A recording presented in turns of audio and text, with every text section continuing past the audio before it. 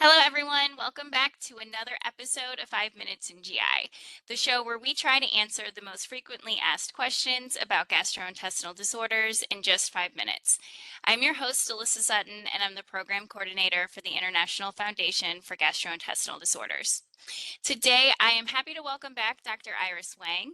She is one of IFFGD's junior academicians, and she is a gastroenterologist at the Mayo Clinic in Rochester, Minnesota. Dr. Wang joined us in a previous episode discussing the greatest risk factors related to GERD. So if you have not seen that one, make sure you go back and watch it. Thank you so much for joining us here again, Dr. Wang. Thanks so much for having me back, Alyssa. So today's question is, what is pelvic floor dysfunction, and when should patients be concerned? Absolutely. And what an important question. And I'm so glad you guys are highlighting this because it took me 20 years of schooling, all of residency, and a GI fellowship for someone to teach me what the pelvic floor is and why it actually relates to constipation and why we in GI need to care about it. And so if you'll indulge me, I'm going to share my screen so that I can kind of share with folks what is the pelvic floor and what does that look like. So here I've got some pictures of the pelvic floor, and on the top two panels, we're looking at someone that's kind of facing to their side, and then the slice is through the middle. And then from the bottom two panels, it's kind of like if you took someone and you cut if you separated them from their pelvic brim and we're looking top down. Okay, so we all kind of know that there's a diaphragm that separates our chest from our belly. And what that diaphragm does, in addition to helping us breathe, is keep our chest organs up in our chest, keep our belly organs down in our belly, but has a way to connect those two so that the organs that need to travel between those two spaces are able to do so in a controlled fashion. And sort of reflecting back on our GERD episode, that's sort of how, partially how that lower esophageal sphincter works to prevent reflux, and why if you have a hiatal hernia, it doesn't work as well, right? Because you're no longer using the diaphragm. So we similarly have the same layer of muscles at the bottom of our pelvis to keep all of our pelvic organs, the bladder, the uterus, the rectum, and in men, just the bladder and the rectum, up in the pelvis where they should be. But what you're seeing in this bottom panel is that there's an opening to allow those organs to pass out what they need to pass out. So stool can leave, urine can leave, and babies can come out of this pelvic floor, right?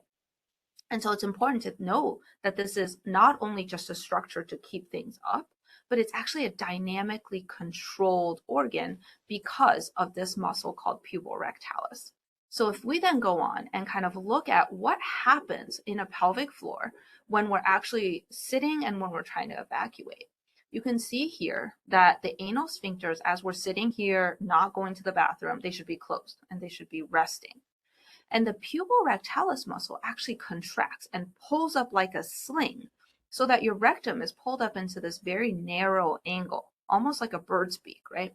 So that stool doesn't just fall out. Similarly, this control and this tightening or slinging of this muscle at rest helps us keep our urine intact.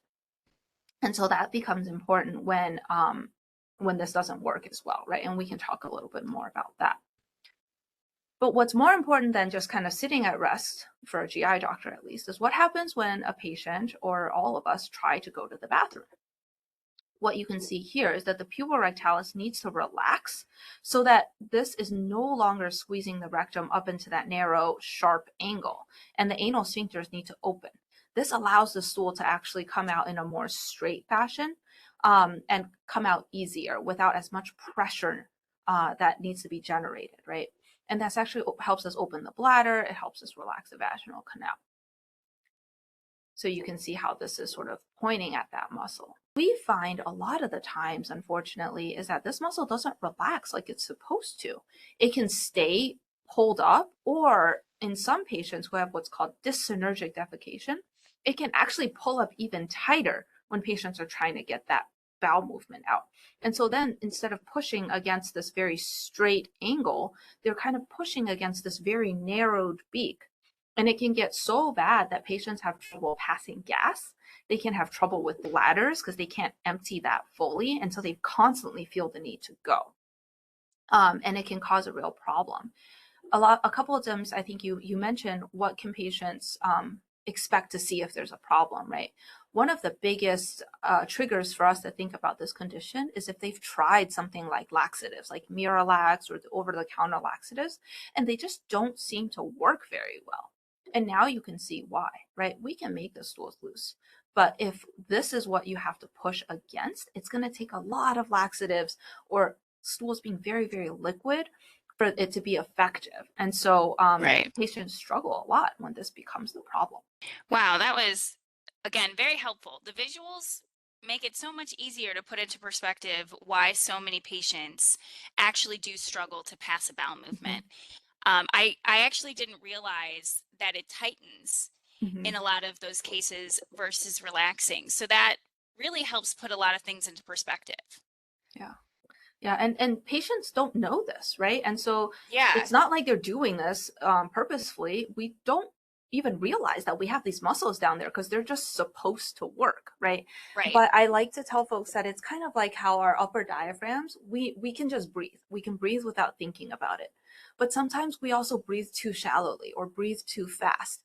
And so when that happens, we can use our brains to retrain ourselves to take that deep breath, to slow down our breathing, and we can actually take over the control of those muscles. So, similarly, we can retrain that pelvic floor to do what it's supposed to do and relax and open when it's supposed to open by using physical therapy techniques or even just using stools to help us be in that optimal pooping position, if you will. You mentioned physical therapy, Mm-hmm. and I was reading that biofeedback therapy is also something to help with pelvic floor disorders. And I was even reading that you can take those practices and practice at home, so you don't always need to go to the physical therapist. That's a really great point, and I think it depends a lot on how severe the problem is. So if it's just that the muscle's tighter and not relaxing as well, sometimes just a toileting stool is all a patient needs. So that's really easy because it's something that they can just buy, put in the around the toilet, and there's no kind of exercising that's needed. On the other end of the spectrum, though, when there's paradoxic motion, so there's pulling instead of relaxing, or there's pain involved, then you really need a very good, dedicated, specialized pelvic floor physical therapist, because then it's not just about, stretching the muscle to help it relax or massage or Kegels, which a lot of PTs are able to do. It's actually using specialized equipment to teach patients what it feels like to control that muscle and to actually relax it. It's almost like doing an opposite of a Kegel. And those Wow, yeah. types of physical therapists are actually really hard to find. And Mhm. so it's really important to work with a physician or a GI doctor to find those dedicated specialists who really get the right type of help. Absolutely. Absolutely. Thank you Yeah. so much. That was very beneficial to our patient community. I really appreciate it. I'm going to make a shameless plug here if you're okay with Yes, that. I heard that you wrote a book recently, so feel free to talk about that. Yeah, so I think similar to what we said before, right? That I had to go through all this schooling to actually learn about the pelvic floor, to learn about how to poop.